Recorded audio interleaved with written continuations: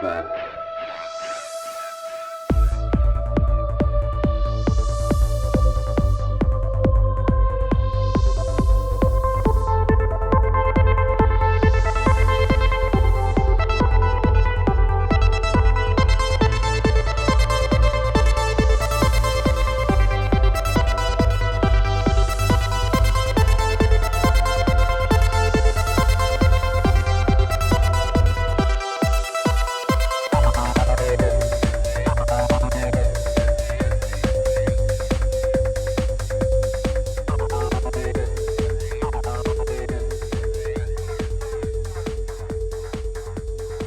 What's up? Another episode of the Ripple Effect Podcast. I'm your host, Ricardo, also known as Ricky Brands, and a great episode for you today. Today we have Martin Floreani. You guys might not know the name, but you know his company, ROKFIN. He is the CEO and founder of ROKFIN.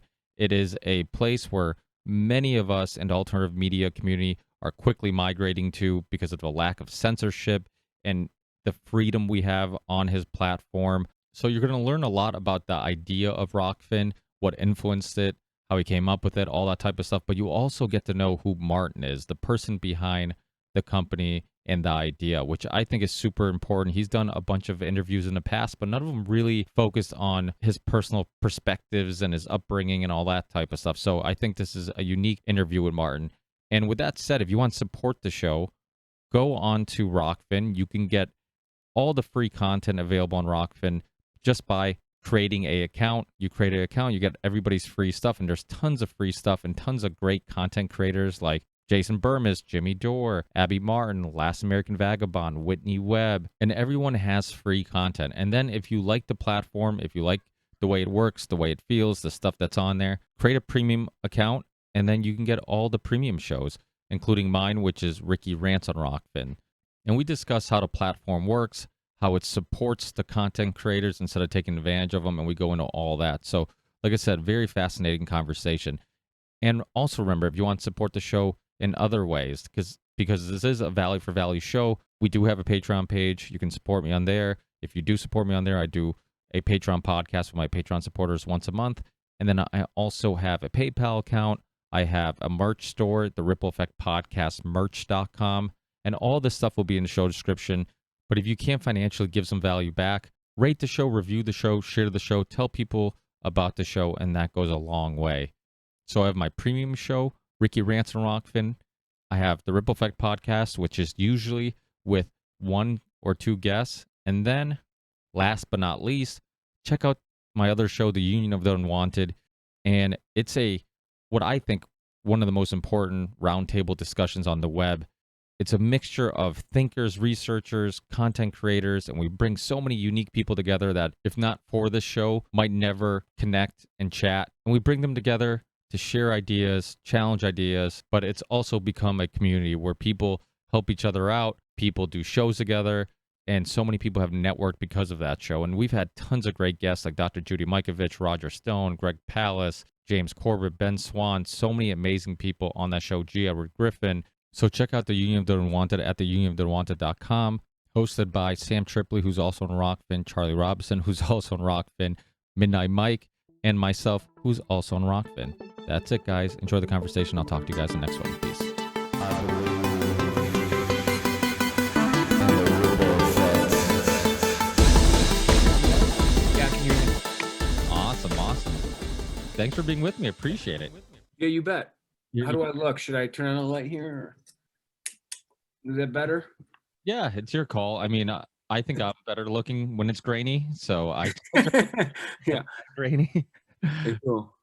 But yeah, it's awesome to have you on because the alternative media community, and especially like a lot of people in the Union of the Unwanted and that whole community, like it's kind of like everybody's jumping on ROKFIN, but it's like a mystery, like who created it, like what's their intentions, what and it's so I'm gonna basically go into some of that and try to get people in the community a better look at your life and who you are, and then some of that stuff. I know you've done some interviews, and some of those interviews have been mostly like talking about ROKFIN and tokens and all that stuff. But I would love to get into some of your background, some of your motivations, some of your upbringing. I think we're both, kind of sports fans, and I think that was a big aspect of probably who we are as people now, and Yeah, learn and all that stuff. So I'd love to get into all that. sure. So yeah, so let's get. I start rolling immediately because that way it keeps the conversation Okay. just flowing. But for people who are listening, I mean, ROKFIN has blown up. I mean, I think that the name is very popular, and people kind of, it's become like almost a household name for many people, even if they're not aware of what it is. They're aware of there's something called ROKFIN out there that people are talking about. But let's get to the man behind ROKFIN. Let's get into your upbringing, Martin. Like, where'd you come from? What's some of just your personal background, and Sure. what's the journey that led you to this company? Yeah. So I guess the journey, I mean, if you kind of my background, I'm one of 5 kids, grew up in Chicago suburb. Um, and I really started to do, I did a sport, I did wrestling when I was a kid. In high school, I found it. I wasn't very good, but I loved it. Um, in college, I went to walk on at Cal Poly in California and study engineering. And I just fell in love with just the realness of wrestling and how like, it's just like a fight. You go into a fight and it's just you and you kind of, it's just win or lose. And it's very telling about yourself. And so I fell in love with that immediate feedback loop that you would have whenever you'd enter into a competition. Again, I wasn't very good. But I loved that. And so I studied mechanical engineering at Cal Poly, and I did wrestling. And then after college, essentially shortly after college, I started Flow Sports, or what today is known as Flow Sports. I drove around in the country, around the country in a van, slept in it multiple times, just all the time, really, just to save on hotel rooms, just because I was bootstrapping everything.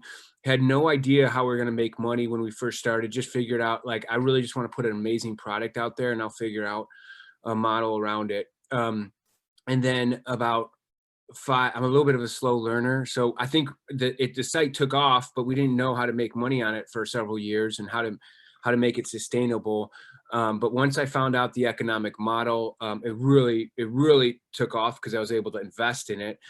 And then I really just fell in love with media, and then also the digital networks, and just how digital networks work and how powerful they are, and really started diving deep in probably 2017, 2016 into digital networks and network effects and how it all clicks and who's the beneficiary of these digital networks and network effects.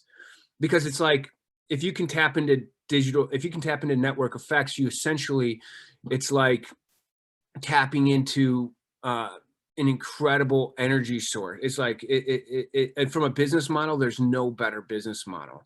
I mean, if you, with each additional person that you bring onto a network, everyone else benefits, that's incredible. It's out of this world incredible, and from a business model perspective.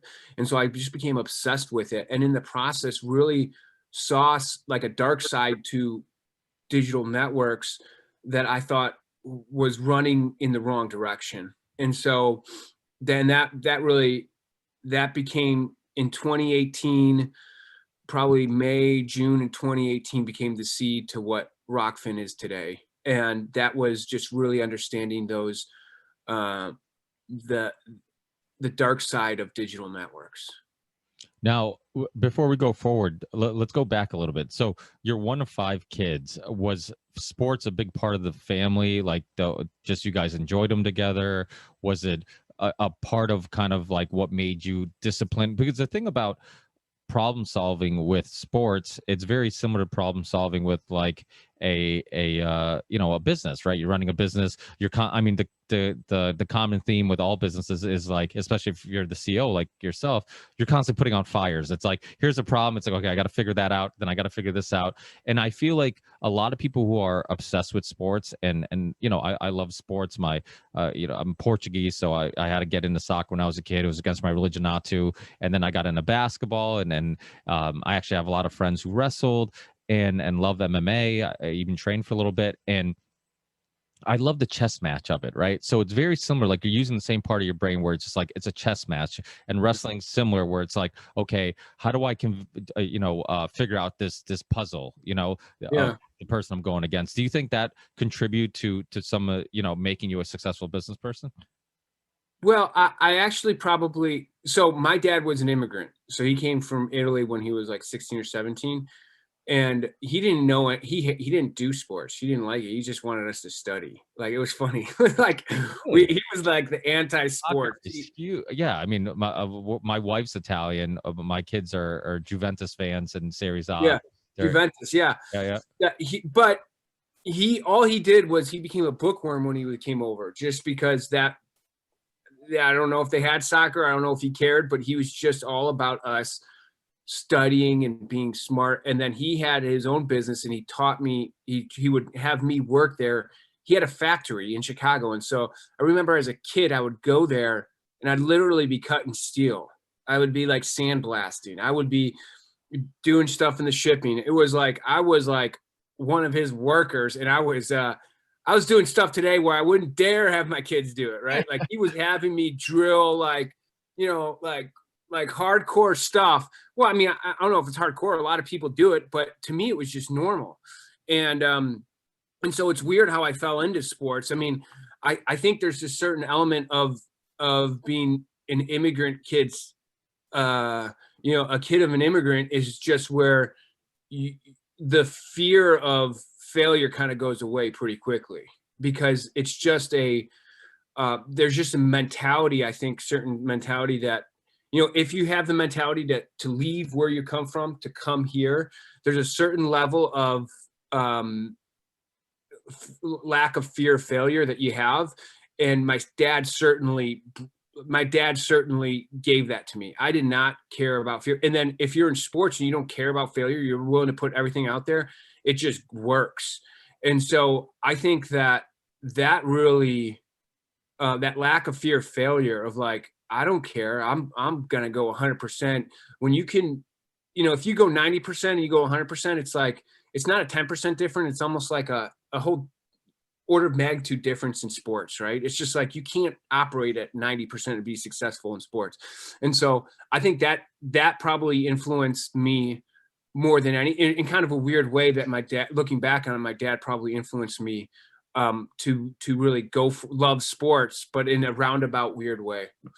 Yeah, it's funny. I have a very similar story because I was born in Portugal, but I came here when I was 4, and my parents were foreigners, and I think, and a lot of my friends are foreigners, and it just happens that we attract each other, like, people who are still kind of attached to their culture. And because regardless if you're Lebanese, you're Estonian, you're from El Salvador, we have some things or Italian, we have some things in common, and that's like it's very family oriented. We like to eat together, we like to have like events, and gather people.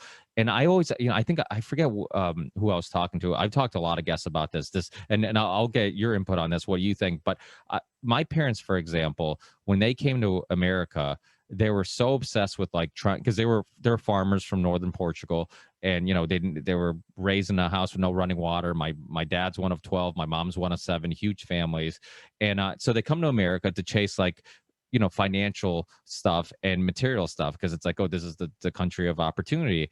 And they come here, and then in that chase, I feel like a little bit of something was lost. And I see with a lot of my foreigner friends, their families, where they get so caught up in this American lifestyle of like financially always getting ahead, that they almost forget that back where they came from, they had much less, material wealth, but they had wealth in community and Hmm. family and friends. You know, when you hear that term, like it takes a tribe. I don't know if you have kids, but like you think like it takes a tribe. I have two little ones, and family was always involved. The tribe would help raise the kid. You know, the grandparents were around, the aunts, the uncles, like all that stuff. You know, my parents, my dad makes wine, my grandfather made wine, my great grandfather. You know, it wasn't just about the wine, you know, even though I love wine and my family loves wine, but it was about gathering people together, and that whole tradition of making it together. You're eating, Yeah. you're drinking, you're laughing, you're having a good time.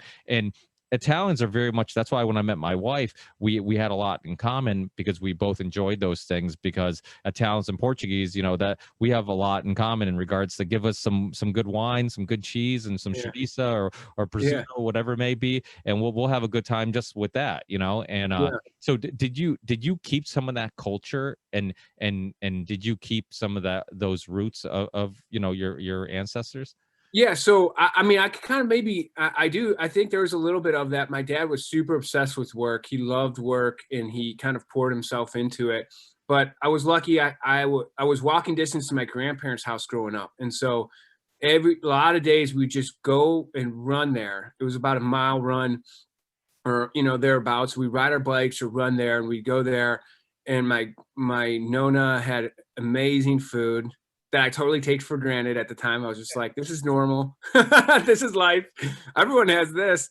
It was just like this out of this world food, out of this world love, from my grandparents. So that always kind of connected me back into the family. My aunt was another block or two away from from my nona and nona's house, and so um I was surrounded by community. But yes, like in that hop, my dad was super zeroed in on work, and he was probably, there was an unhealthy obsession with work to some degree around that. As many good traits that I took from him, I look back on it like, I have kids today too, and I try and enjoy as much as possible with them, just because I do remember my dad really, we had great times together, so I don't want to say it, but like there was maybe too much obsession with work. And I definitely dial into that too. Like I do have a propensity of just getting focused on something and just going, but I try and maybe balance it out a little bit more from a healthy perspective. So hopefully I'm doing it okay. I don't know. Yeah, probably different people, you ask different things, they'd say no, I'm too much. But yeah, if anything, I might be still a little bit too much zeroed in on things, because it excites me. I just love what I do. I pour everything into it. But I do. I have taken that from my grandparents, and have just really enjoyed the time with the family and those experiences. And so, yeah, It's to tough, because growing up, like same thing. My mom was a great cook. All the recipes, I'm similar to your family. I'm sure like these recipes came right from Europe. So it's like it's not some American interpretation of what Italian food should be. It's like these, yes, you know, these actual recipes that they've been doing throughout generations, and these tips on how to marinate the food, or you make the food, or make the sauce, or whatever. So it's like I love that aspect of it. But yeah, I almost feel like, and I'd love your opinion on this, but I feel like with my parents, and what you see with a lot of foreigners is you come to America, and then you're so it's almost like, because people don't realize how scary it is, you know, for our parents to come to a country where they don't speak the language. You know, I'm assuming your father probably didn't speak much of the language, didn't have much education in regards to understanding English, and that's how my parents were. They came here. My dad worked construction. My mother worked at a factory. It's like they took this giant risk to come to this foreign country. They were going to make sure that their kids got, you know, worked hard, and they worked hard to make sure that they didn't mess this up, because it was such a big risk. I remember hearing the story of my mother telling me that my dad wanted to go back to Portugal, and my mother's like, we spent all our money to get here. We don't even have money to get back. Like, you know, yeah, so that's funny. is that kind of a similar? You feel like they gave you this opportunity to come to a country where you had all these opportunities, so they wanted to instill a hard work ethic, and for the purpose of like, hey, you know, you're not messing up this. You know, we're gonna make sure you succeed. Yeah, I think I was, yeah, I think maybe I was like a little bit removed. Well, so my dad came over when he was 16, so I think he got a lot of that. And the way it happened is my no-no, he came over first, and he came over when he was like 42. And my nona was just like, she was like, the future is America. We got to go to America. And when my nona latched onto something, it was like there was nothing in the world stopping her. And he's just like relentless. I mean, just relentless. And so she just pushed my nono to come. And so he came to America. He actually opened a restaurant. He was doing great. He was the king of his town. He was doing great. We're from this region called Friuli. It's about an hour or hour and a half north of Venice. It's in the northeast part of Italy. Beautiful mountains, and he's doing great. And my nonna was just like, "The future's America. The future's America." And so he came. He opened up a restaurant. They came over. The restaurant burned to the ground. Burned to the ground. And that's kind of what he had in Italy. And so he's like, I have no money left. So he had to, he got a job in the union, an electrical union, and he just worked in the electrical union and figured things out. My nona worked in a sewing factory, doing pieces at home. And so dad, my dad came over, didn't know an ounce of English. And so he started at like the kindergarten level. It was kind of like Billy Madison, right? He started at 0 with all the kindergarten kids and just worked his way up till he got to 8th grade. And then he became, he really valued that. So then he went to school and he went to university and whatnot. And that's when he started a couple companies. One he sold, and another company he started. And so that was just how it worked. And so I saw that from a distance. So I think a lot of that work ethic poured over to me of just like, this is what we do. This is what you got to do. And there is really no other option. And yeah, so I got, I think a good amount of it, probably not the full brunt of it though, that my dad got in terms of seeing, on a daily basis, just having to make it to survive. Yeah, I was very similar where my father, like when I started playing soccer when I was real little, but my mom would bring me to soccer practice because my dad was always working long hours. Well, she didn't care about sports. So she would just gossip with the other moms, bring me home. Like she never talked about how I played or any of that Yeah. stuff and never pushed me. And dad was like, he comes home tired, you leave him alone, so Yeah. it's like a lot of my upbringing. And like you said, like I try to take the things that they did well and filter out the things I think they could have done better. But, Mhm. I still think there's a lot of stuff they did well, and of course there's definitely plenty of worse parents out there. But Yeah. one thing I always say, you can always make more money, you can't make more time. Like Yeah.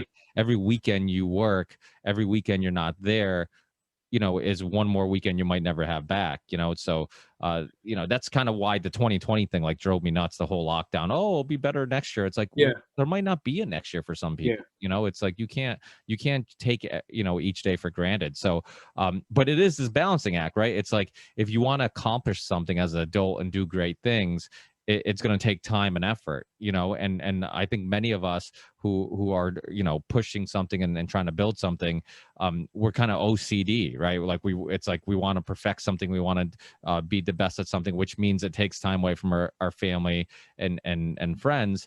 So it's like this balancing act of like, okay, how do I succeed, how do I build this thing that I'm foreseeing building, but yet still be as present as possible with my kids. So I'm sure that you kind of have those same internal. Yeah, I mean, it's totally balancing. I mean, there's no other way to live, I think, but pouring into something that you love, right?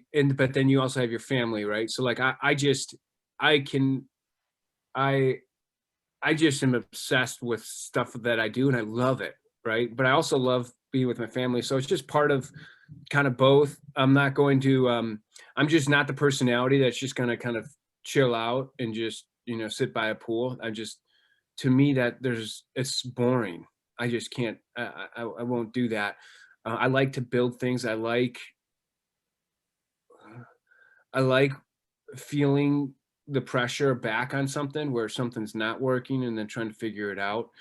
um, that type of resistance.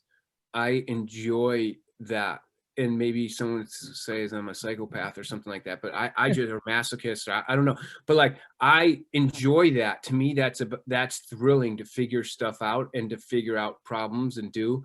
Um, Well, it's being creative, right? I mean, yeah, there was this study where they had kids in, I don't know if they started in kindergarten. I've talked about this on the show before, but they asked all these kids, like, how many of you guys find yourself creative? And they all like raise their hand. And as you go up the grades, less and less kids raise their hand. And you see it over and over again. And this goes into like the whole school system. And, we could go down that rabbit hole just about how they teach kids how to just regurgitate information. They've yeah, created a system where it's like it's not about problem solving or critical thinking or imagination. It's about remember these names and dates, regurgitate this yeah, information, and it'll get you by. And that's why you see a lot of like successful business owners. A lot of times, in some cases, they weren't like the smartest kid in school, and sometimes they were just really good. When we say street smart compared to book yeah, smart, sometimes that's what we mean. Like this person, if I'm in a bind, he's the one I want by my side because he'll figure out a way to get out of this. Where the book smart guy, if he doesn't have a book that tells him how to get out of it, he wouldn't know how to do it. yeah. I think as we get more and more into you're gonna have to have grit to be successful for sure, and you have to have that component. But as we go into, I just I feel like from a conceptual level, the engineering, the book smart, all that other stuff, I would say is absolutely it's becoming more and more critical. I mean, just in my world, I mean, I'm dealing with tech and whatnot, engineering, and so, when we hire, we look for what they call 10x engineers. We look for people that are building things that are essentially 10 times a good engineer, right? Just because they're so thoughtful in how they look in problems and solve problems. And and I just wonder, in my world, like there's so much education that goes into that. And I just know from going through my degree, like I was pretty stupid going into college, and I just but that was a little bit ago. So I know these things are evolving and whatnot. I still think, though, even just bringing the people that we on and seeing the background and seeing their training, that if you are getting an engineering degree in college, you are setting yourself up to really be successful in the business world. Now you have to have the other stuff. You have to have grit. You have to be able to take risks. Otherwise, you're just being employed for somebody else. You have to have these other components, but being able to think deductively and for me was invaluable, right? Like, cause I probably would be successful from a business component, but it might be in a different manner, which is okay. But yeah, I wouldn't, I guess maybe I'm a little different in that sense is that I just think that stuff it can't be overlooked in any form or fashion.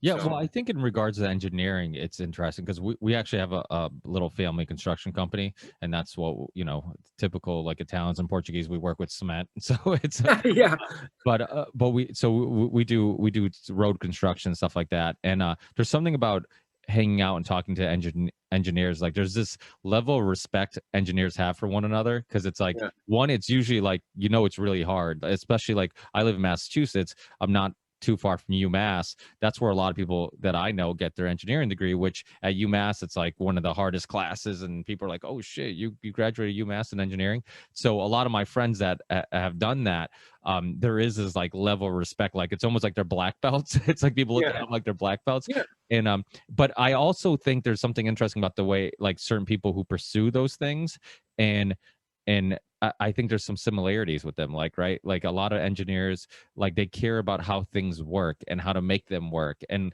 when we do a project, and if the plans were designed by a landscape architect, I'm like, oh shit, we're in some trouble because they just try to make it look pretty, where somebody who and then we end up having to redesign the whole job because things are making sense, where an engineer cares much more about like, how does it work? How is it going yeah, to work? Is it going to work? So I think that type of thinking makes sense. And that's why ROKFIN, and I always go way off the rails. People are like, you guys haven't even talked about ROKFIN yet. yeah. But Sorry. but the interesting thing about ROKFIN is that and I guess that's one of the awesome things about new businesses is you find like this hole in the market that you can fill. And content creators, you did a video about how YouTube, basically whores us out, because what ends up happening is that they don't care about our success. They just want to put ads or whatever, and this leads to the whole censorship issue. And yet you find a way where like everybody benefits and we're all on the same team. And if like you do well, I do well. If I do well, you do well. Yeah. And I think that whole concept is awesome. Yeah, I feel like I'm getting back to my Italian roots a little bit, right? Because like in Italy, at least when I remember, I spent a year there when I was a kid. Oh, wow. And yeah, Italian's in my brain. It's funny because I spoke Italian fluently, and I think if I go back there for like 4 or 5 months, I'll be able to speak again, because it's like living in there. But I can't speak now. But they I was gonna valued. I was gonna put you on the spot. What? I wasn't gonna put you on the Yeah. spot. Okay. Yeah. I'll butcher it. I'll sound like an idiot. But no, the value in craftsmanship from an Italian perspective, at least from what I remember, I don't know how much it's changed, but the value in craftsmanship was so much. And Jeff Bezos has this thing where he says their margin is our opportunity in relation to the customer. I think of that in relation to the creator, into the people that are actually doing the work, because I believe that if we treat the creators right, the suppliers, the people that are building things, they can pour more of themselves into the craftsmanship of what they're doing, which will help the customer, right? But really, to me, it's almost disingenuous in marketplace networks to say, hey, their margin is our opportunity, because really what you're doing is you're taking from the people that are supplying, that are actually building, and you're trying to bring them down as low as possible. You're trying to bring yourself down so you're not making money, which Amazon does great. And they just fund themselves through stock market. For the longest time they didn't make any money, and so they're almost decimating industries where everything kind of, in terms of marketplace network, it becomes this gravitational pull where more and more things come to it because of the network effects. And so, but to me, it's misplaced, and I think it leads to a very, very dark side of marketplace networks, where the supply side is so commoditized. They're just always ground to the lowest, to the very smallest, and where they get none of the upside. And they're basically the employees of Amazon, de facto, right? Because their customers are there. They're now, Amazon's pitting them against other things, or worse, Amazon's making the things that they're making because they own the data, and they've realized, oh, here's an opportunity. We're gonna even bring it down even lower. And so now they've pitted this marketplace network against the supply side, and it doesn't lead to good things from a society perspective, because I want craft. I want people to love their craft and be able to pour their creativity in their craft. But when you're so ground down, you're just thinking about, how can I survive, right? And so my thought is no. Their margin on the suppliers is our opportunity. So whatever margin that YouTube takes from the suppliers, no, that's our opportunity, because we're going to treat the people that are creating this stuff right. And by the way, in doing it, everyone's going to win. We're going to have more than enough. They're going to have more than enough. And the customers are going to be thrilled, because now they're getting a better product, right? And so that's my mentality. That's where I look at it. And so that's my perspective. Well, it sounds like you're motivated by your work more than you're motivated, like, how do I make the quick buck, right? And I always feel like businesses and people who do great work, that's their motivation. They're motivated by their craft, their art, and how to perfect that. I think many of us, you said like, oh, you might have some psychopathic, or like you might seem a little crazy. Like, I think all of us are kind of like that a little bit. Like, we all have a little bit of OCD, if it's, how do I, edit it. Sometimes I'll spend forever on like just perfecting the audio quality just slightly, and I'm like, I spend like 3 hours of my life and nobody would probably notice. The good thing about doing those little things is if you've solved the problem, now you can repeat that. Now you can have that problem solved for the rest of what you're doing, right? So I look at that that is I'm not just investing in this video clip. If I figured out how to do this effectively, now I can carry that forward onward, right? Which just builds over time. If you do that time and time again, where you're doing it and you've done it, let's say you've done that and you figured 40 things out a year. Well, 40 things that are kind of hard problems now have just built, and now the quality of work you could take forward into the next year, right? So I look at that as probably no other way to do things. And you just constantly are getting more and more leverage as you look figuring out those things. So solving hard problems is just like, okay, that's what we're doing today, because it's not even a choice not to, because we got to carry that into the future. Um, and so yeah, I enjoy that. I also look at, I love having leverage like that once you've solved it. And with engineering, that's a great thing too, is once we solve a problem, now we solved it for all the creators, and now it just kind of goes forward. And if it's built right, it's incredible leverage. So yeah, that's my perspective on that. Yeah, yeah, I like that. It's cool to get in your head and kind of see the way you look at things and how you, you know, all these little tips to just look at scenarios instead of looking at it in a negative manner, like, oh my God, I've wasted all this time. Like you said, you can see it as like, okay, I didn't waste this time, because this now, like you said, this is a problem that was solved, and I will have this information, this knowledge on how to solve this for future issues, and you can build off that. So yeah, that's awesome. ROKFIN. So like you said, you start off with Flow Sports, and then you slowly migrated. You know, you end up. I know there's some backstory there. And was your brother involved with Flow Yeah, Sports? yeah. Okay, yeah, because I know that I saw somebody with the same last name, and I'm like, okay, that's probably not coincidental.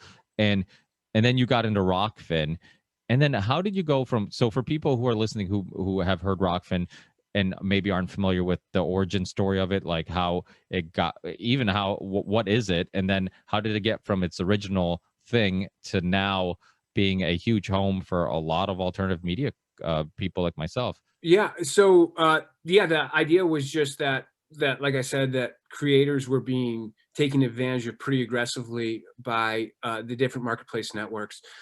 And they, over time, as the networks mature, they're able to extract more value from content creators, because they own the customer, they own the data. And so when the networks, the highest value is when they have the most leverage, which is crazy, right? Because without the content creators, there is no network. And a lot of these so when you look at marketplace networks from like if you kind of strip all marketplace networks down in terms of its mechanics, 95% of them, so 19 out of 20 out of marketplace networks you look at, are supply side constrained, meaning once you bring the suppliers on board, the demand comes. Okay, and from that perspective, it's even more screwed up, right? Because they're the most important part of the puzzle. If you remove the suppliers, the demand goes away. So it's the value that, so basically what I looked at is I said, okay, the value that these people are receiving, there's so much of a gap between the value they're bringing to networks versus what they're compensating and what they're getting. And it's not just about paying them more. From my perspective, it's about running what I think will be the future of marketplace networks, is running a more efficient network, which is distributing value where value is contributed. And that's the future of marketplace networks. It's going to be competitive around that, because once you can properly reward value, and because there's such a gap between what they're getting, you will, as a network, attract the best content creators to the network, or anything. I think this is going to go into all types of marketplace networks, this type of thought. And you will attract more of the people that are providing the value, because there's such a gap in what they're getting paid.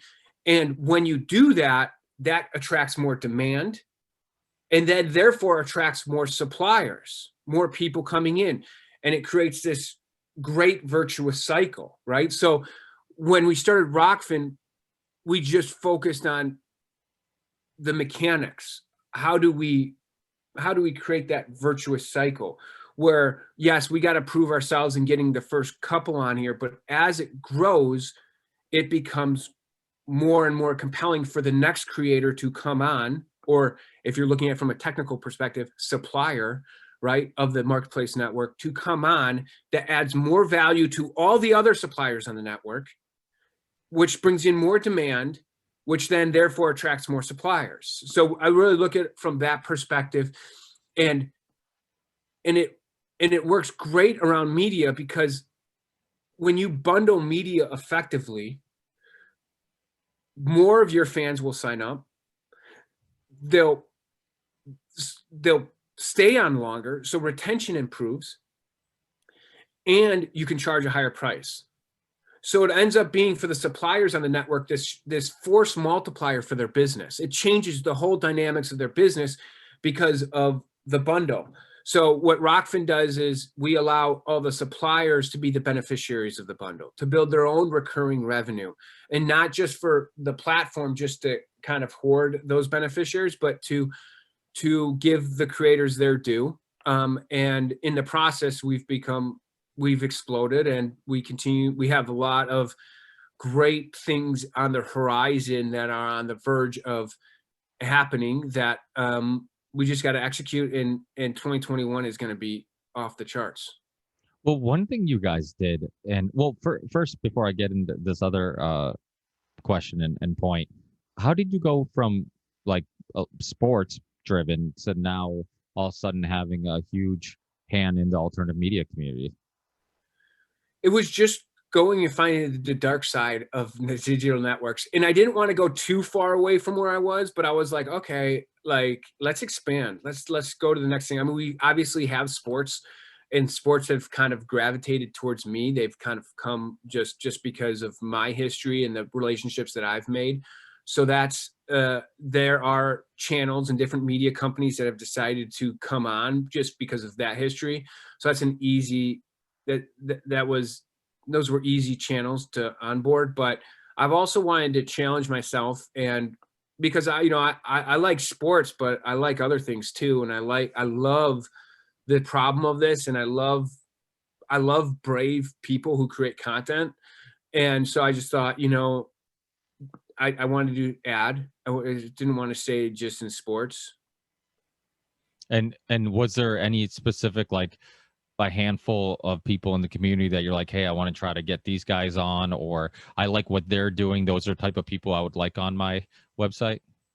Well, it's funny because, it seemed like no, I didn't really have any ideology of like, hey, I want these people. We tried all kinds of different people. I mean, the type of people we tried was all crazy, right?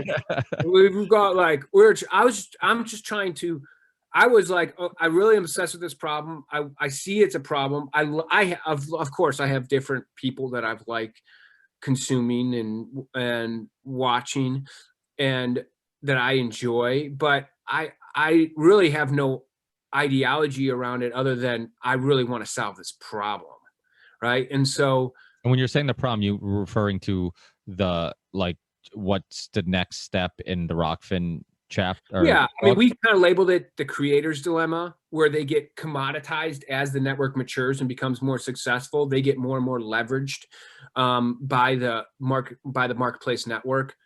And it's a business. I mean, it's pure game theory. I mean, you got this MBAs that come in, and then all of a sudden they aggressively commoditize these people. They realize how much leverage they have over these people because they have the data, they have the customers. But from, kind of stepping back from an entrepreneur standpoint, it's jacked up, because without the content creators, there would be no network, right? But yet you have these MBAs who come in, and they end up, for lack of better terms, just screwing the supply side on these networks because they can, right? And so for me, how do I remove that dynamic where the platform has these opposing interests than the supply side? So that's the problem, and making it so that over time, as network matures, there's not more leverage that the platform has over suppliers. It's just a great relationship that's conducive to making a very healthy network. Yeah, it reminds me of like the music industry, when a lot of musicians were getting pissed because they were just getting raped. I love music. I grew up playing it and was a huge part of my upbringing. And, it definitely helped me through some rough times. And I mean, these musicians, like you said, it was one thing they would say all the time. It's like a record label without artists don't do shit. They don't do anything, and Yeah, basically what music is the worst. In all my studies of marketplace networks and suppliers that get screwed, music is by far where there's so much extraction of value from the musicians have so little leverage, and the power is so much. I mean, it's very bad in musicians world.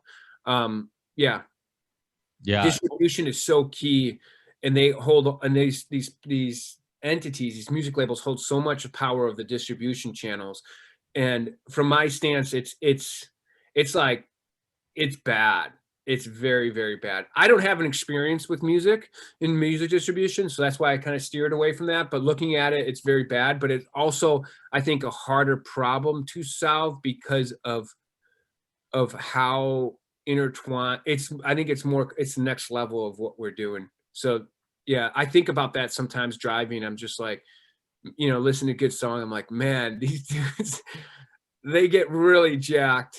They get jacked in a lot of different ways. And then you see these music labels and they'll like take a percentage of Spotify. They'll negotiate themselves. I'm like, how much of that equity goes back to the creators that help give you the leverage to do, it's like, I don't know, man. I mean, it is bad. It's, I think it's really jacked up around music. It's a shame because I love music too. Yeah, well, I think there's something about the artist where, and I'm deep inside, I'm still like, I still feel like a artist, even though I'm doing my creative thing now is podcasting. But you get so obsessed with that art that you just want to, like, if anybody gives you any hopes or possibilities that you could do it for a living, you're just like, yeah, I'll sign there. Yeah, I just want to play music. Just yeah, I just want to play music. I don't want to spend all this time like looking at numbers or doing the math and seeing how bad I'm getting screwed, or if I'm gonna get screwed. You just want to sign up there. So you basically take advantage of people that are just really passionate about their work, and you give them this. It's kind of, I mean, they use these techniques often. I mean, it's almost like when they're recruiting for the military. It's very similar, where they go to these poor cities and like, hey, we'll get you a scholarship and all this stuff. Come sign up with us. It's you just promised all these things that they're never gonna have. And then you take advantage of them, and it sucks, like you said, because there's probably songs that have just changed people's lives and been a huge part of their memories and their upbringing or whatever, or some, the most precious memory in their lives had something to do with that song, and that person probably got jack shit for that song. And another thing with like that's so valuable about music is that it is ingrained in people's minds. You can listen to a song 20 years later, and you can listen to it 100 times that year. If you watch a movie, for example, you're watching a movie you might watch it once a year, or if it's really, really good and part of your deal. But music, it's so ingrained in our lives. It has so much of this value that and then over time the IP, the intellectual property for that value can grow, right? So, but yeah, come in quickly. Someone comes in, and it's interesting because obviously, if you're going to talk from a business perspective, someone will say, well, they made a business deal. They got paid for what they were worth. They signed the deal. They were adults. But it's like, because these channels own the distribution channels, because it's structured in this way, it's just, I just think that they're shielded from the potential long-term benefits of their song now. And then also what's kind of strange about it is, right, let's say you do create a good song, distribution's so key, because hearing that song while you're going through a tough time, while you're going through certain things, help make that song more valuable. So if you don't have the right distribution for that song, then you can't be ingrained, and so the value goes down. And so these music labels realize how much value they have on distribution, and so they can come in early to, like, when someone doesn't know and they think, oh, this is a lot of money, but they've sold the IP for their song, and then 30 years later, that song is still getting played, and they don't get hardly anything or nothing at all because they've sold it and they thought they made a good deal. So It's interesting. It's not my world, so I might be talking out of turn. There might be some things I don't understand about, but from what I can hear and see is there's a ton of money that's being made around music, and very small percentage of it goes back to the artist. And that to me is jacked up because not only does it prevent investment on the top artists, which maybe it doesn't, right? Maybe they'll create art no matter what because they have a living, but like think about all the artists that could be, had to abandon because they couldn't make it work early on. But if the structure was a little bit different, maybe they could have invested more time and then made it work and followed their passion and then being able to create this amazing art that contribute. It's like we don't know the opportunity costs that of the art we don't get to see because it's so tight. We only hear kind of like the art that's given to us, and sure, we there's great artists out there, but what are the art we missing? Because the economy is jacked up. And so those are type of like weird little questions that I ask about around music that I think that there's just a lot of missed opportunity because it's not efficient.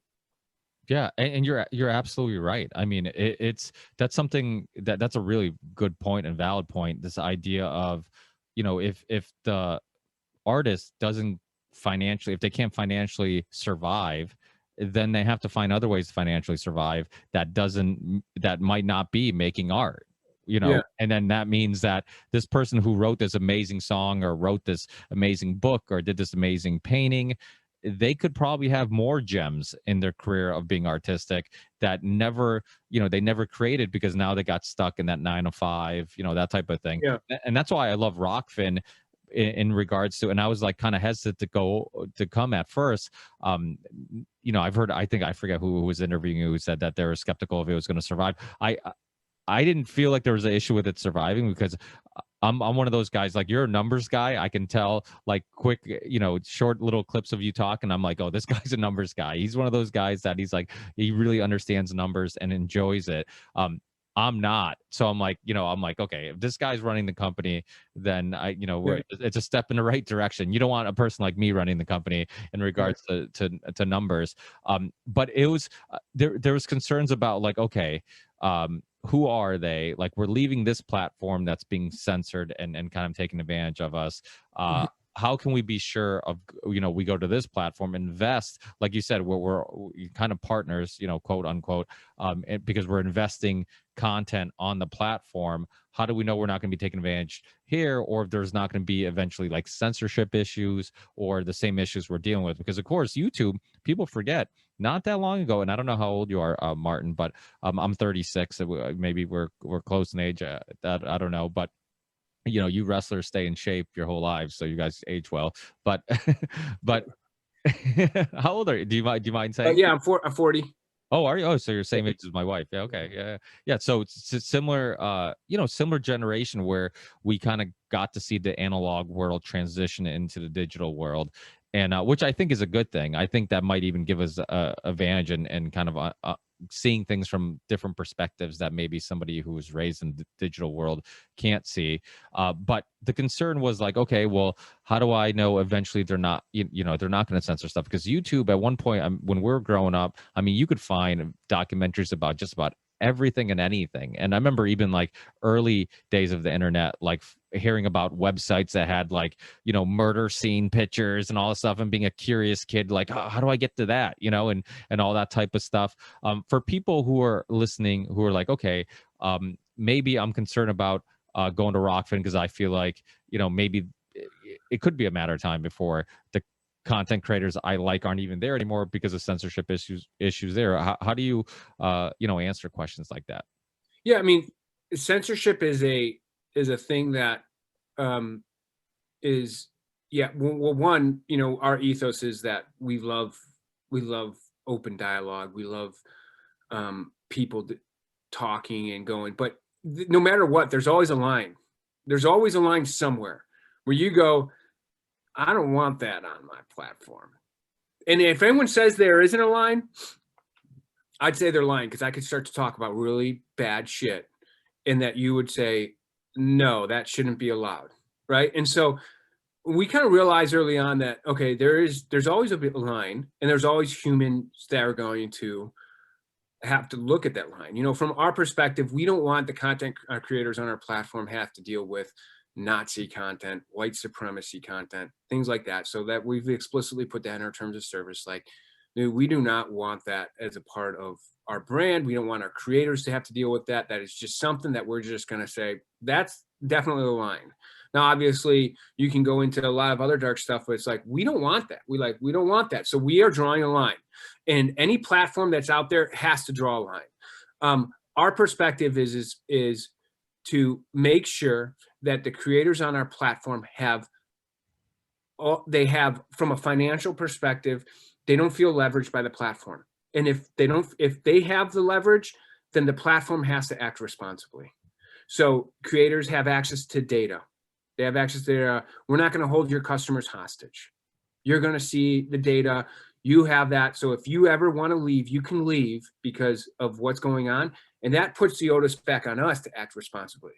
As opposed to a YouTube where they control all the data. They have access. They own the customers. They say, these aren't your customers. These are our customers. Yeah, right. We helped build this platform. And now you're taking those customers and leveraging it against it because we don't have access to who they are. So they can act as irresponsible with very little ramifications, right? The MBAs and the suits and YouTube says, well, what are they going to do?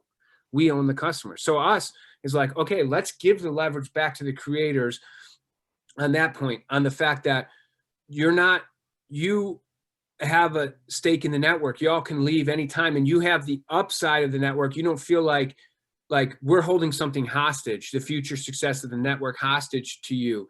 You have access to that component, which is powerful. So if we decide to start acting irresponsible, you guys can jet. You can do whatever you want to do with the value. You also have a recurring revenue stream that you have that, again, is royalties that are given up every month that just get back to your channel, whether you produce content or not. So we tried to change dynamics where we said, you know what, actually it's better if these suppliers have this leverage, and that forces the company to act responsibly, or it puts it in a better situation. So I'm not going to come out here and have this, utopian solution where I have all the answers solved. I've just tried to do it from a chess perspective or a game theory perspective, where put more power in the hands, structurally put more power in the hands of the suppliers so that they have more leverage, so that it forces the platform to act responsibly.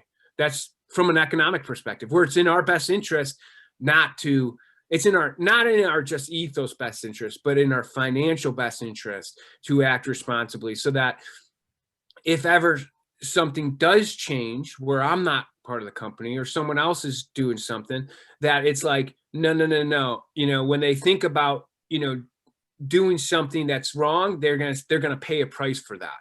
And so that's kind of that's the approach I've taken, as opposed to, some type of utopian solution, which I don't think has any teeth. And I think that also in the end doesn't really work from a practical standpoint.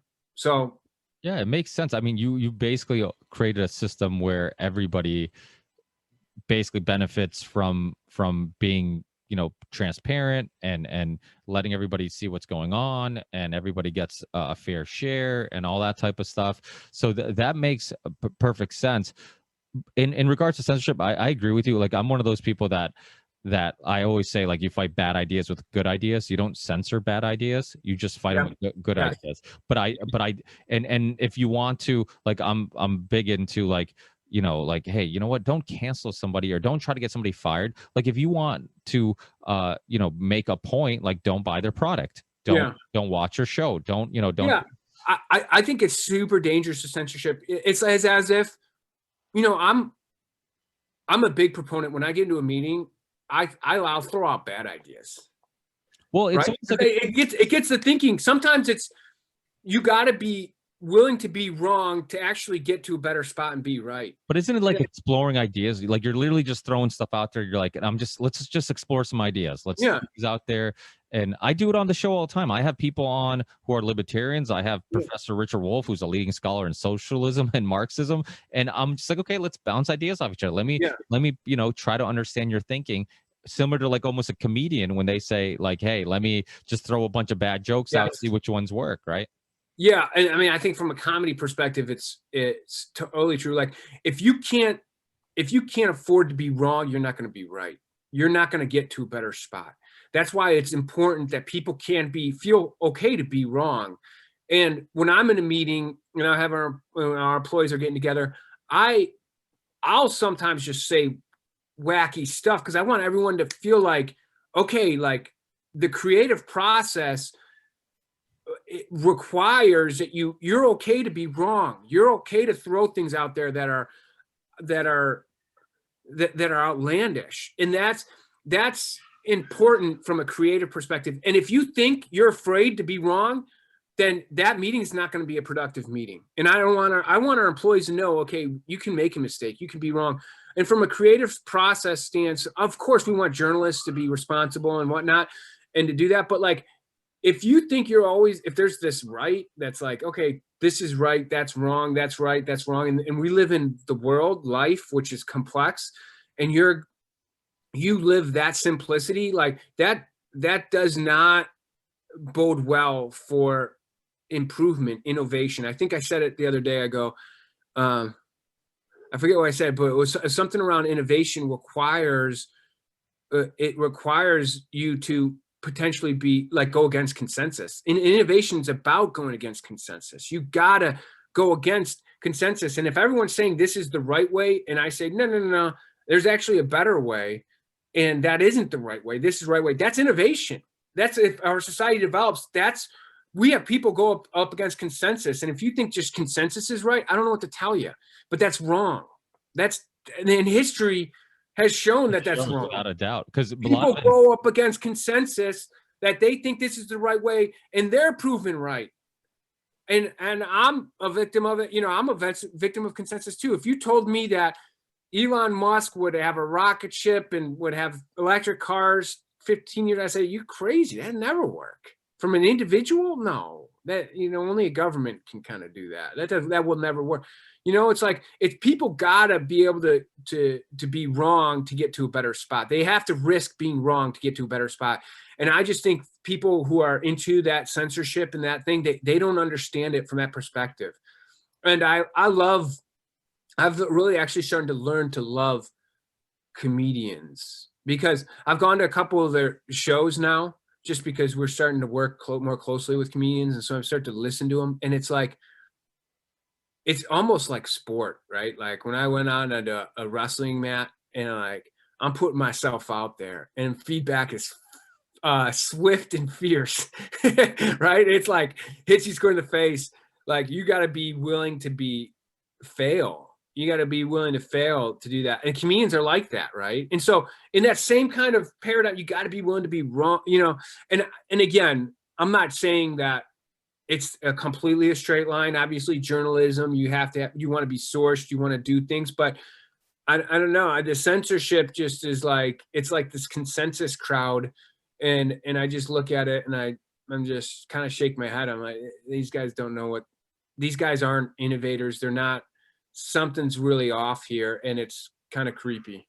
Well, nothing's, when people say the science is settled, I'm like, there's never been a less scientific statement, because nothing's debunked science more than science itself. It's constantly debunking itself. And a lot of times, like you were saying, from the outside looking in, a lot of great inventors and people who really changed the world are people who aren't really maybe in that thing, right? Like they're from a outside industry, or they're looking at things from a completely different perspective because it's not their world. And you see it in the medical field, where it's like some big breakthrough was because of this guy who wasn't even an expert in that thing, but was looking at it from a different perspective. So I think that's very important to get people together who are looking at, because the thing is, the way we look at the world, it's completely based on our surroundings, our upbringing, a whole nature versus nurture things, our experiences. And you get somebody who has those different reference points, they might look at something from a different angle. You might and scientists are wrong all the time, right? I mean if anything that's unveiled that, it's COVID.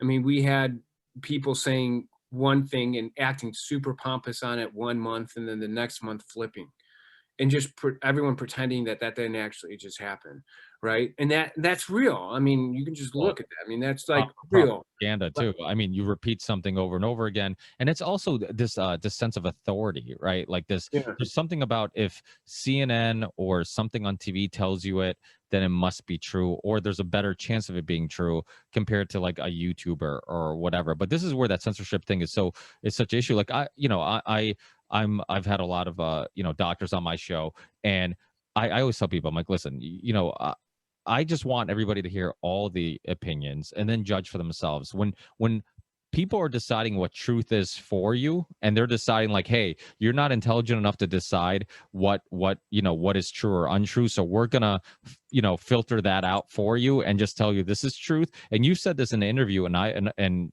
I've said it also on this show. So I'm sure we still agree that the thing about behind those algorithms that are deciding where that line is for censorship, like that we referred to before, and deciding what is safe or unsafe, are people. And those people have opinions, and those people have perspectives, and their opinions and perspectives are influencing the way they're designing those algorithms. It's not just a machine that is greater than us and doing all the thinking for us. So we that's, to me, that's a problem. Like it doesn't matter if you're the most controversial topics like vaccines, for example. I've had people on who are pro-vaccine, a lot of people on who have are anti-vaccine. Well, I always tell people I'm not anti-vaccine. I'm pro-information. Hear these people's perspectives, hear them out, hear their life experiences, hear, in many cases they're practicing doctors, and then hear the other argument, and then you decide for yourself. It's amazing how many people are passionate about topics that they've done zero research on. They'll fight till the end of time about something, and yet you're like, well, you haven't really looked into this at all, have you?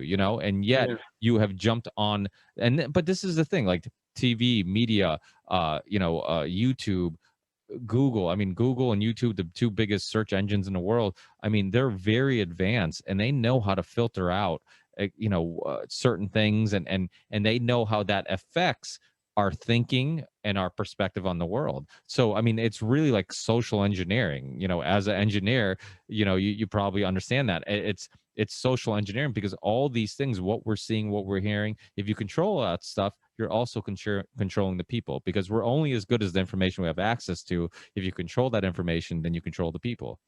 yeah. I mean, I think that the world has really opened up to a lot of the gaming. I mean, I think that vaccines have, if you look at the 20th century, there's probably nothing that saved more lives in this world than vaccines. I'll say Okay, that. let Maybe me push more back of a your little show bit don't more. agree with that.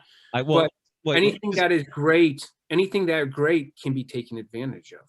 yeah. Right. And so my perspective on that is like, yeah, there'll be people that'll say, okay, now that we have that consensus, right, let's take it a step further. Let's do this, let's do that, da, da, da. And then it could potentially, so everything's got to be challenged. It doesn't just always go into the future like that. And so I don't know, um, I don't know what your thoughts are around that, but like, just, kind of looking at some of the data around it, it's like, wow, that's been really good. Now, is it always into the future that? No, you always got to be questioning. You always got to be looking, and believe you me, everyone knows there's a lot of money to be made. And when there's money to be made, people are going to want to influence policy. And if you can't say that, then that's jacked up, because that's reality. Well, That's reality. There's so much money going on and flowing through that it's interesting. So, I try and stay above the fray, so to speak, around it, because really, it's not my purpose. My purpose is to allow people like you, and allow people on the opposing side of you, or people on the same side of you, just to go and do your art. And like you said, more information is better. More information is better. So if you can do that, then let's go. Let's hear it out, because I do believe that if there's more things out there, you can determine whether it's going good, or where you sit on things. So Now, so I'll get us out of this vaccine rabbit hole. But I just one thing I do want to comment Hey, on. hold on 1 second. Hold on 1 second. No problem. Yeah. Hey, sorry about that. I don't Oh, know if you can sorry. edit that or if we're going live. No, yeah, no, we're not live. But well, the one thing I will say, and we're seeing it happening right before our eyes. The, you look, I mean, and not to go down the whole COVID, rabbit hole, but I think we're probably in agreement that that the way they were using the PCR test, the high cycles of the PCR test were giving false positives, and all the shitty testing, and all the everything was a case, and all this stuff. So it was exaggerated, and now they're pushing out the vaccine, and the vaccine historically, and this kind of is an example of how they can rewrite history. So you can see it, in real time, how eventually our kids are going to be reading in the history books that the cases went down, the pandemic was settled because they basically came out with the vaccine. They came out with vaccine, and I keep saying the vaccine. I accuse other people doing that. I'm like, there's not just one vaccine, and there's different technologies, and Yeah. but they don't care. They just go get the vaccine. It doesn't matter which one you get. Yeah. It doesn't matter what it does to you. Just go get it. That's what they're promoting. But my point is, like, so a lot of people talk about historically, like polio and all these other things, that a lot of the the of those diseases disappearing goes to the success of the vaccine, of a vaccine. And you can see it now, how, because there's people would say, when you research into polio and some of these other diseases that vaccines get credit for getting rid of, you could see cases going down, and then it's already, like, in other words, herd immunity was already in effect, and then the vaccine came out, and then the vaccine got the credit for it.